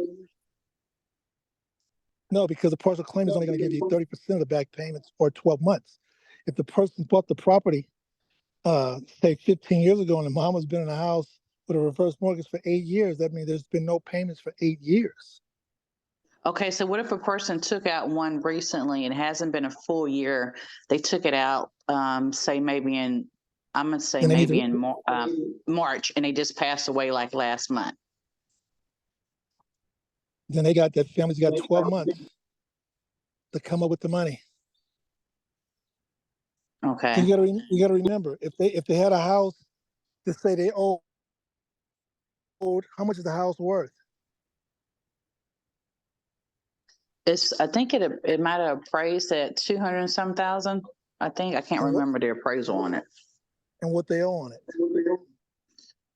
They just took it, let me see, I think the loan might have been because they got the 60% up front, but they hadn't got the line of credit because it hadn't been a full 12 months yet. So they only got that 60% up front. The loan might have been maybe 130 or something like that. I can't remember. Okay, well, here's the thing you got to look at. A reverse mortgage, that loan has been tailored for that homeowner based on their age. So, in a reverse mortgage, it's only for people that's 62 years of age or older. You know, unless the person who inherits the property is 62 years of age, they can probably qualify for a reverse mortgage, but they got to pay the reverse mortgage off. Don't qualify. They're not at that age yet. They're Yeah. still in like in their 40s. So the problem is the person die intestate? He has a will, but I think they decide they're not going to file it because it's really only a house left because it's for the bank accounts. He already has a beneficiary on all that other stuff. So they're just gonna let the house go? No, he's gonna probably keep it. Then he's got to go open up a probate. Okay. Well, when they first done it, Because his the wife had a property's will, but but they didn't probate it. But they were able to get the reverse mortgage without probating it. Yeah, but here's the question: Okay, the wife was married to the guy, right?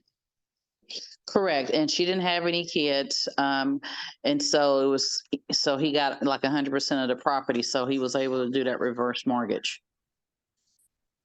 Yeah. Now the question is, was this in Texas? Yes, it was Texas. They done like an affidavit of heirship and everything, and So had I it think it's signed off, and community they closed property. it. Yes, community property, correct. Yeah, so that's why she didn't have to go through that. But now the kids or the grandkids or whoever's left over, they got to open up a probate hearing because the property's in that person's name. So since the property's in that person's name, they can't do anything because they don't own the property.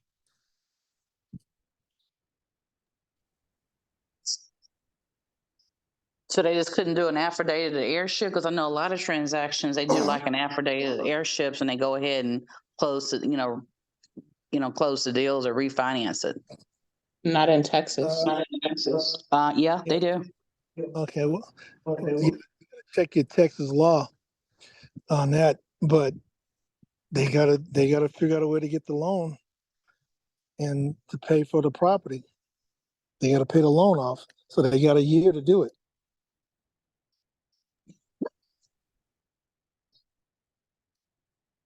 So let them know they got 1 year to do it. Yeah, because I had a couple of transactions that people died. They didn't have a will. They didn't have to go through probate to sell it. That they just had an affidavit of heirship that was drawn up, and then it was filed prior to selling the property and everything, and it closed. Well, that's good, but these all black people.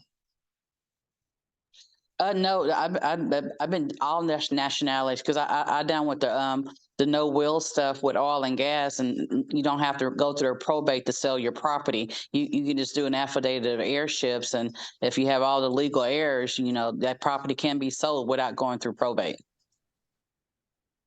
So Yeah, what but happens? yeah, What that happens is if the key, is having everybody. somebody pops up out of? You've had smooth transactions. Yeah. Yeah, because there's only one heir to this particular property. There's no other heirs. Oh, then you're good.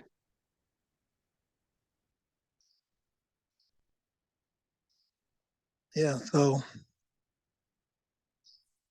that's the reason why we should be in trust. You ain't got to go through all that headache.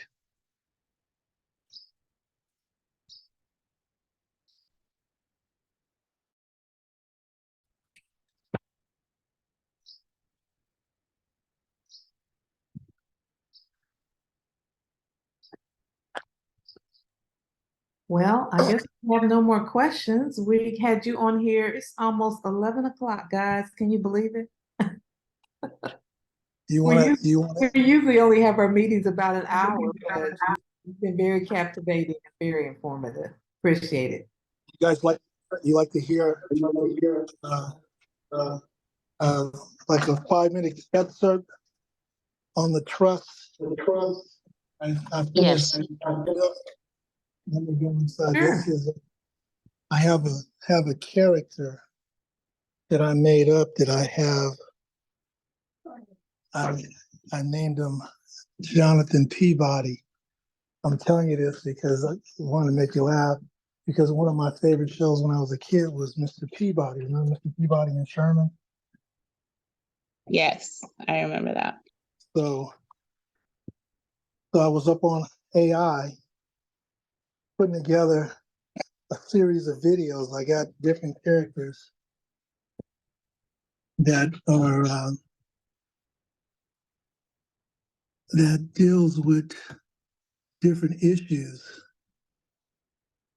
And let me see if I can pull them up.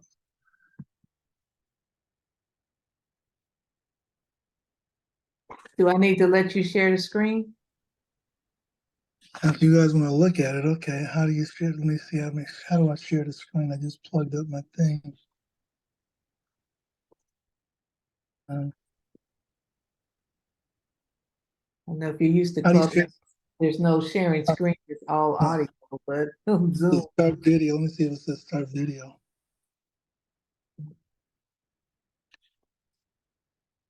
Is it video? Is that for me? Video? Yes. Something else.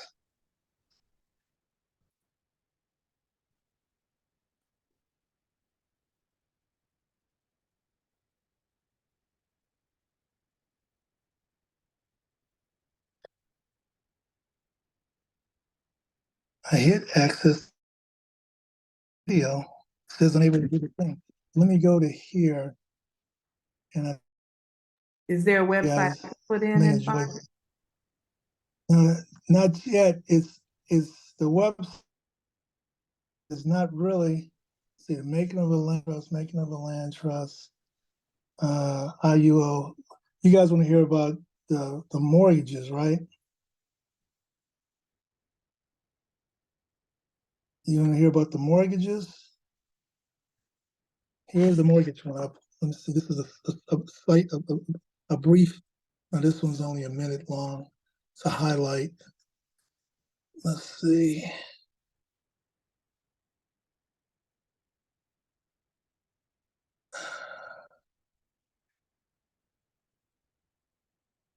Okay, now this one's a story, but here it is. Here, I'll let you hear it. Hello, Jonathan Peabody here. I would like to share with you some valuable information I came across while I was helping my granddaughter move into her new home. As I was moving boxes into the basement, I stumbled across a journal that was hidden away in the back far corner of the basement. I reached for it and thumbed through it. What I read was mind-blowing information.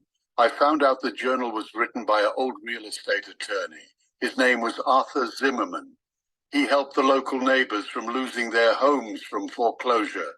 What I read in this journal was at least 50 pages filled with addresses from all over the city and country, with dates going back 25 years. It contained the name of major banks as well. I also noticed the words saved and method were underlined. I was curious to know what does methods used mean. There were numbers that referenced the methods. As I read through the journal, it said, Method 1, talk to the lender. Method 3, forbearance agreement. Method 6, GAN-HAMP programs. There were 10 other methods that were mentioned, a total of 13 methods. As I dove deeper into the journal, my eyes opened even wider. I don't know much about mortgages, but I have over 30 years in the financial services industry, and some of the information I read and understood, but some of the methods I read I was not familiar with. So I reached out to an old associate of mine's. His name is Thurston Howard. He was president of several major banks. I invited him over to have a cigar and a little brandy to see if he could make out what was in this journal. But before I shared the journal with him, I needed to invite him for a friendly round of brandy and a Cuban cigar. I knew he would come. No gentleman would turn down a Cuban and a snifter of brandy. My old friend arrived. As we enjoyed the aroma of the Monte Cristo, I handed him the journal so he could read through the pages. He suddenly stopped reading, bellowed, "Where did you get this?" His facial expressions looked as if he had seen a ghost. He asked me again, "Where did you get this?" I replied, "From my granddaughter's home." To ask, Thurston had said this journal had cost the bank millions of dollars. The information in this journal should be put away or destroyed. He asked if I had shared the journal with anyone else. I said, only with my granddaughter. Thurston then asked if I'd be interested in selling the journal. The thought had never crossed my mind.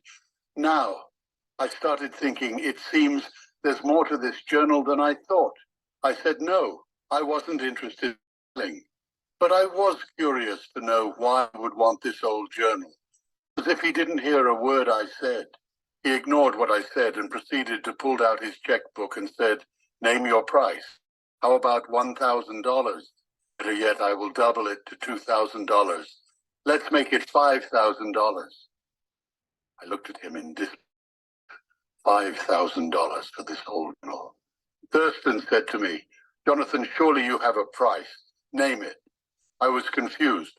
What is it that my old friend on edge about an old journal? He said the information in the journal would cost the bank millions of dollars if it got into the wrong hands. I said, "Wrong hands? What are you saying?"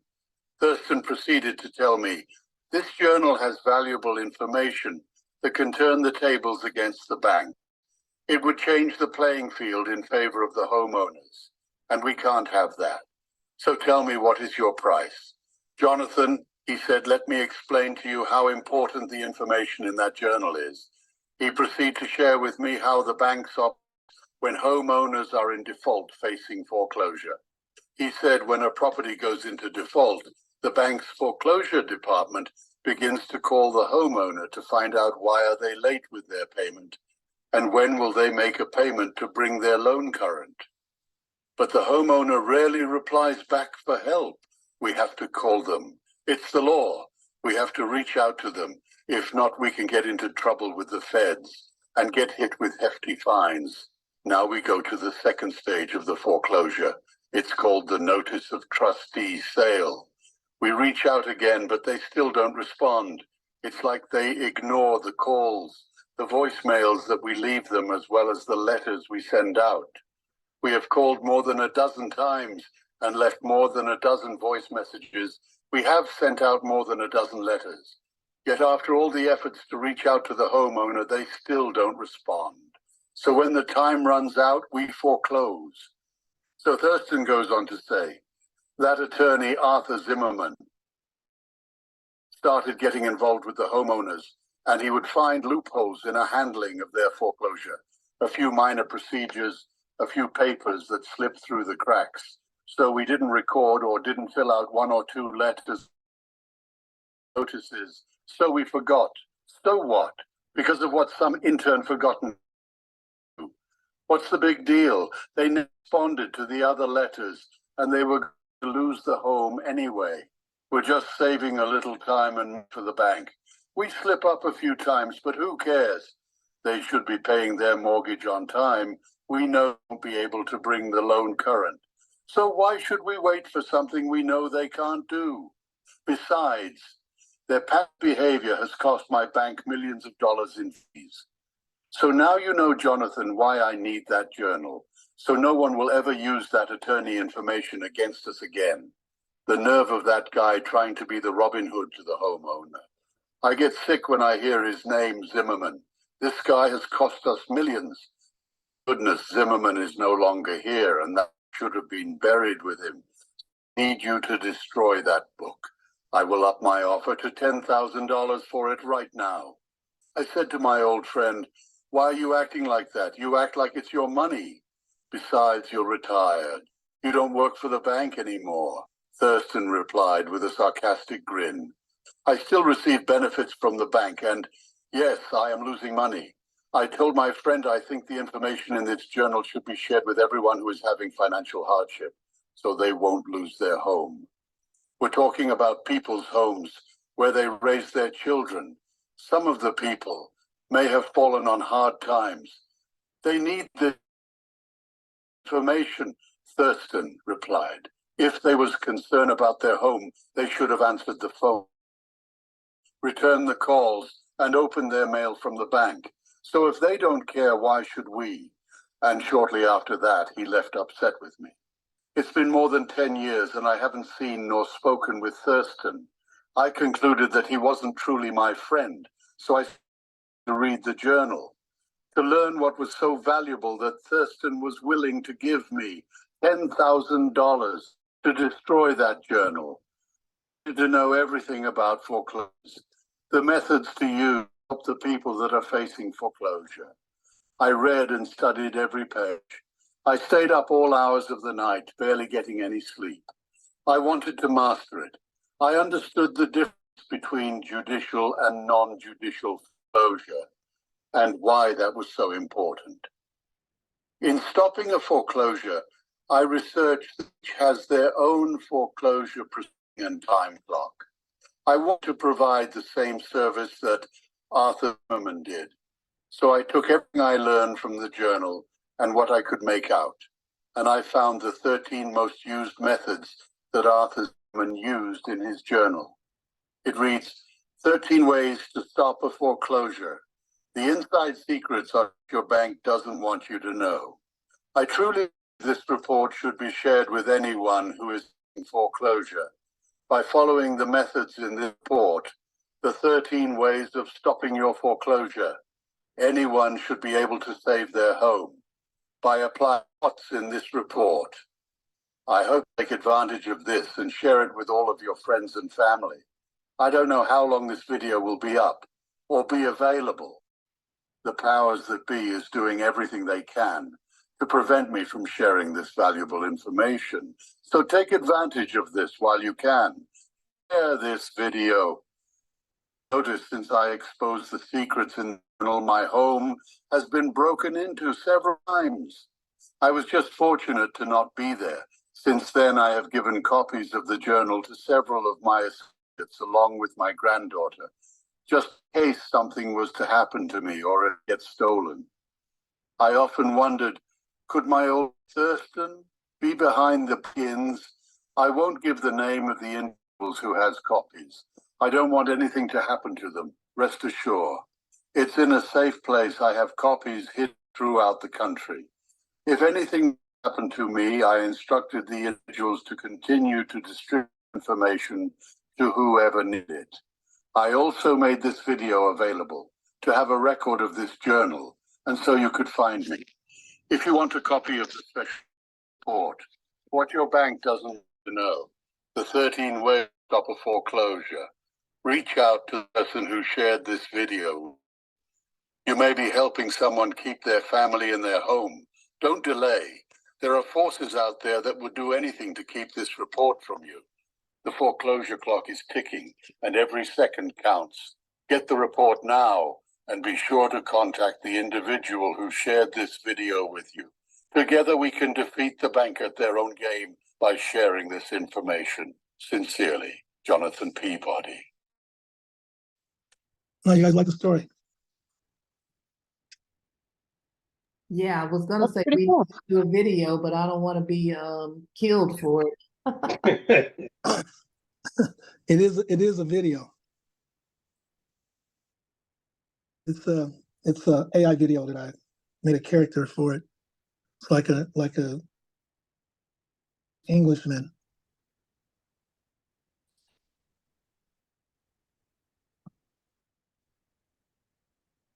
So I sent you. And then can you guys hear How me? do I get the It comes with it comes with an ebook too. It's an ebook with the 13 ways in it. This is the short version right here. I have a young lady that I use the lady's picture. Are you ready to discover the little-known secrets that your bank has been hiding from you? Introducing what your bank doesn't want you to know. In this eye-opening report, we'll reveal the strategies that will make the bank work with you and potentially stop your foreclosure. Get ready to take control of your financial future and keep your family in their home.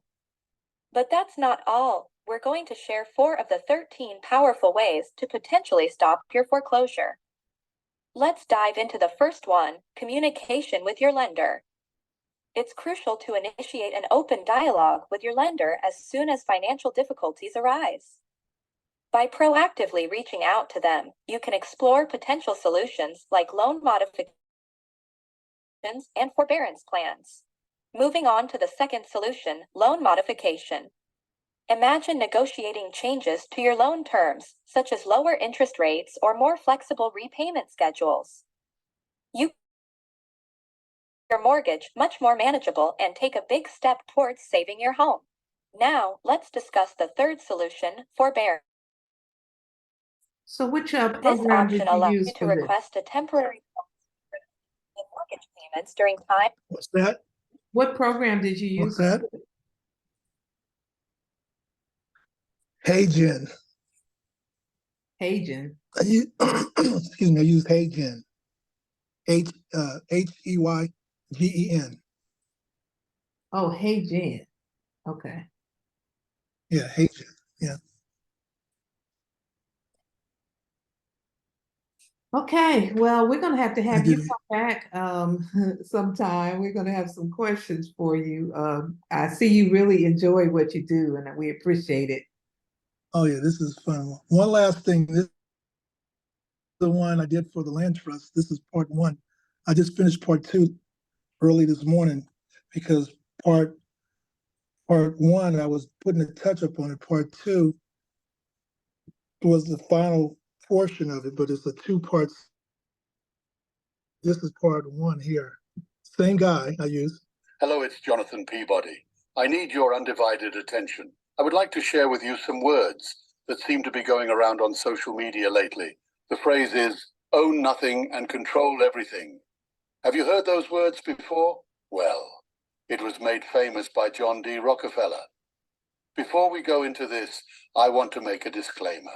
While we provide this information to the best of our knowledge, it is essential that you independently verify and conduct your own research before making any decisions based on our words. Your due diligence is crucial to ensure accuracy and suitability for your specific needs. Now that we've gotten that out of the way, let's proceed. At one time, Rockefeller was the richest person in America and founder of Standard Oil. Hear the words own nothing and control everything from estate investors and financial advisors. What does that mean? Let's take a closer look at this. There are legal weapons or tools that keep creditors from seizing what is yours. When you get sued personally, most assets in your name are exposed or vulnerable. We are not saying not to own anything. We are saying not hold non-exempt assets, personal assets, in your name. The reason is the first thing a contingent fee attorney does when thinking about suing you is to do an asset search. The attorney looks for assets like your car, accounts, boats, rental income, and business asset, to name a few, to go after. So you need to have your non-exempt assets or personal properties owned in a title holding trust to keep your name out of the public records. Do you own a home or rental properties? Those are real assets and should be protected as well. You would hold your real estate assets in a land for anonymity of ownership. Then you can hold the land trust in an LLC for lawsuit protection and asset protection. You have a sizable savings or investment account. Are you holding it in your own name? If the opposing attorney attempts to access your assets, it's like shooting geese in a pond. When you hold it in a proper asset protection trust, you have access, but the opposing attorney does not. Moreover, when you pass away, your trust names your heirs as trust beneficiaries. The trust gives your beneficiaries anonymity. The bottom line, since the trust is a legal tool that can help you keep what is yours, why not use it? Experts agree you should not own investment real estate in your own name. When someone sues you, you could potentially lose all of your assets. Holding real estate in an LLC is a good idea, but what if there is a tragic accident on one of your rentals that exceeds your insurance coverage? This is very common. Why not own each piece of real estate in a separate LLC with separate land trusts? That way you greatly reduce your liability. So when there is a lawsuit against one of your rental properties, it does not have a domino effect on the other properties, causing you to possibly lose all of them. To prevent that from happening, you will be like Rockefeller by owning everything and controlling everything. You will be the puppeteer of your assets by having a properly structured trust. There are many types of trusts: business trusts, living trusts, land trusts, charitable trusts, etc. But in this case, I want to refer to the land. What you think? I love it. David, Yeah, what is so- your website or your YouTube channel that you have? The channel is called Dolphin Smart. I haven't finished putting up these videos up here. Oh, okay. It's called Dolphin Smart. And then I have one on the IUL. The IUL one is the one that got people stuff at me. But it's a good one. It's the IUL insurance that I wrote. And, this is from personal experience. This is Jonathan Peabody, and I am here to plead and beg you to stop listening to TikTok, Instagram, and YouTube gurus when it comes to insurance and financial advice. They might lead down the wrong path, straight into financial ruins. Let's face it, buying the wrong insurance is no walk in the park. We're talking about protecting your family's future when you're no longer around. And you know what? Advice you get from those so-called experts is nothing but smoke. They claim to have discovered the hidden secrets of the wealthy and how to buy insurance to preserve their rights. They rave about cash value insurance policies, particularly the famous Universal Life, IU policies. But here's the truth. Yes, the wealthy use cash value insurance, but it's not the IUL policy they're pushing and they're relying on. So let's travel back in time, shall we? Back to 1997, when the first IUL came into existence, thanks to Transamerica. But guess what? Millionaires they keep mentioning, Ray Kroc, the genius behind McDonald's, and Walt Disney himself, were already using life insurance long before the IUL was even invented. Ray Kroc passed away in 1984, a good 13 years before the birth of the IUL. And Walt Disney, he left this world in 1966, a whopping 31 years earlier. Let's not forget James C. Penney, founder of the famous J.C. Penney department stores. He too utilized cash value life insurance, but not the IUL. His passing occurred in 1971, well before the IUL made its grand entrance. And what about the legendary John Rockefeller? He built his legacy using cash value life insurance, but not IUL. His time came in 1937, a staggering 60 years before the IUL came into. So you see, the truth is far from those TikTok and Instagram experts claim. Most likely they're either novices in the insurance field or part of a multi-level marketing company peddling the IUL as if it's some big secret. The millionaires they mention, they're using a different kind of policy together.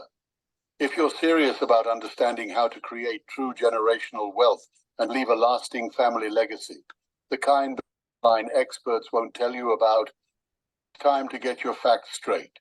Don't fall for the IUL hype. Reach out to the person who shared this video with you and discover the real truth about life insurance. There you go. So we could do videos and use this AI to generate it. We don't want to be on camera or use our voices. Yeah, I do not have a voice. So I went on, looked for a picture, because that's talking picture. And then I wrote script, kept critiquing it, so now let me change this. Let me put here, and I play it again, like, no, let me take that, let me add this on there. And some of these videos take me like 3 days to do. And I'm like, okay, let me try this. And that was it. All right. Well, thank you very much. We had a few people, Part two of the we had a life few insurance. people drop off. They had to go. It's after 11 o'clock. So I'm gonna let you go, Anicia and Belinda, but you guys have his information. And let us know when you want to join us again, because you're very knowledgeable and we appreciate it. And I'll be in touch with you. I'm gonna call Anytime. Guy, Terry. Terry Love, yeah. Okay, I think Terry wants me to send him something, so send me his information so I can send it to him. Okay, I will. And Anessa is your name? Is it Anessa? Anicia. Well, okay, well, tell her it was nice meeting her. Anisha, I'm sorry, I couldn't get to the unmute fast enough. My phone was ringing. So it's nice meeting. Well, I'll email you my contact information. Yes, okay, so hope you guys enjoyed. Didn't mean to take up all your time. Oh, we did. Thank you. I'll be in touch with you. Okay, all right, All right, bye-bye. better.